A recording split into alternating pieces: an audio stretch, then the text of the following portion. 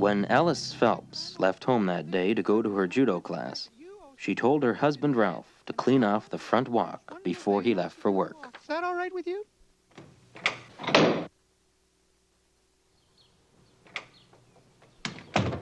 But Ralph never did what his wife told him to do.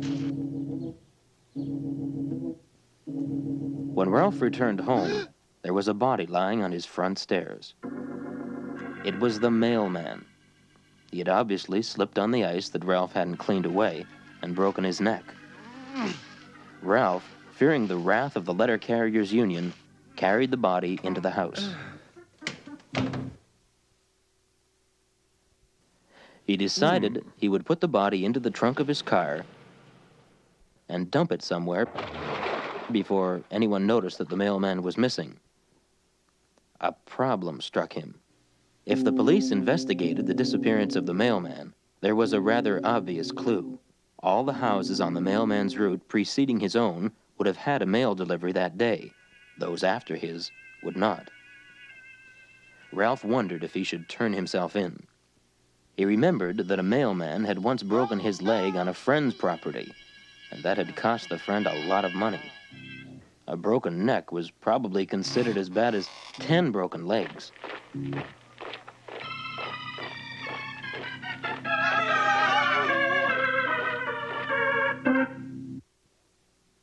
Ralph poured himself a drink to steady his nerves. Then he undressed the mailman, and leaving the mailman comfortably in a living room chair, put on the mailman's uniform and went out to deliver the mail.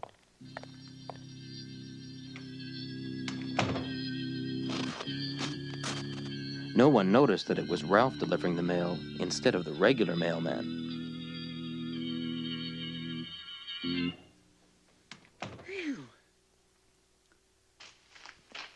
When he got home, he found that his key was still in his own pants, not in the mailman's pants.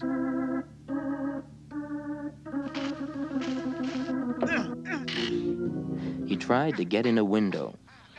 He was spotted by some policemen in a passing police car. They accused him of trying to break into the house. Ralph claimed that it was his own house. The policemen were doubtful that a mailman could afford such a large house. Ralph remembered that there was a body in his living room and dropped the subject. As they were taking him away, a policeman told Ralph that he was a disgrace to the letter carriers' union.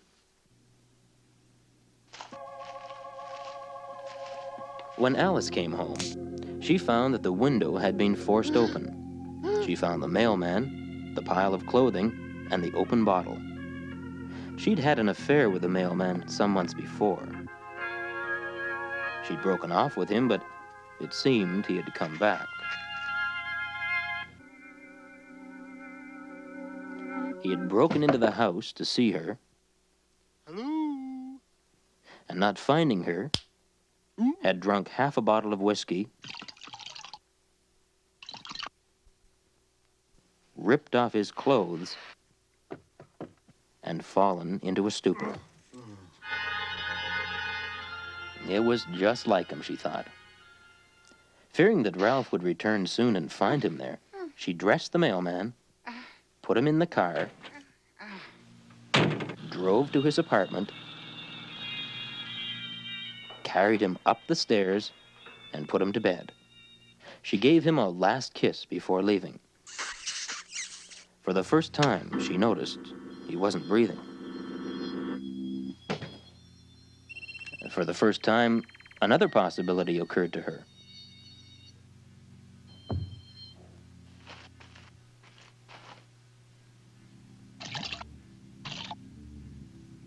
Perhaps the mailman had been surprised by Ralph. No. And Ralph had killed him. Perhaps Ralph was out buying a gun right at that moment to kill her, too.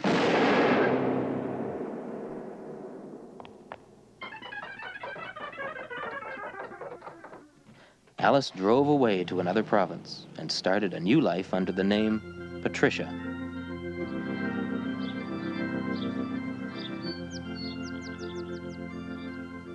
Meanwhile, Ralph was being released from the police station. Phew. Letter Carriers Union, still under the misapprehension that Ralph was the regular letter carrier, had paid his bail. When he got home, he noticed the body had disappeared. He burned the mailman's uniform and resolved to forget the whole thing. When the trial date for the mailman arrived, he did not show up.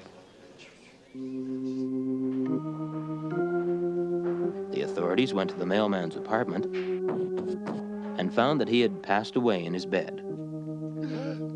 One of the policemen noticed that he looked different, but another said that was just because he was dead. The coroner was surprised to find that the mailman had died of a broken neck in bed. He surmised that the mailman, filled with remorse for his crime, had dreamed that he was being hanged. The resulting reflex of his neck muscles had snapped his neck. After a while, Ralph stopped worrying about the fact that the body had disappeared and that his wife had never come back. And in all the long and happy years that followed, Ralph never cleaned the walk.